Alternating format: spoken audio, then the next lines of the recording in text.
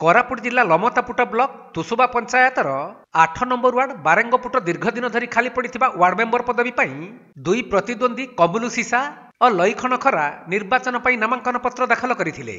तेबे विगत दिन में लमतापुट ब्लॉक माओ उपद्रव अंचल भाव परिचित होइथिबारु गोटिए प्लाटून पुलिस फोर्स मुतयन कराई कड़ा सुरक्षा बलय मध्यरे उपनिर्वाचन मतदान होइथिला।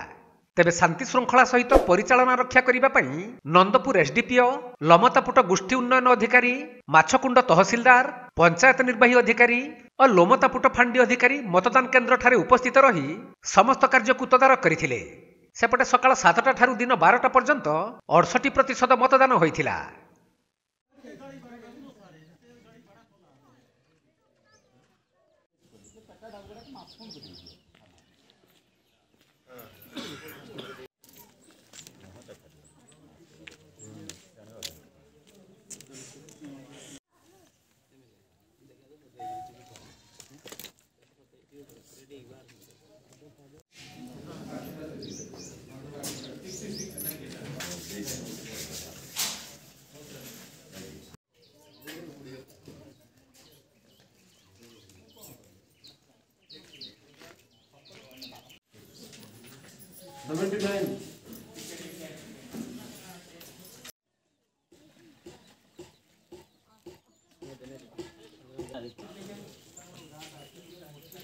कोरापुट जिल्लारू अविनाश जनामक रिपोर्ट कोणार्क लाइव।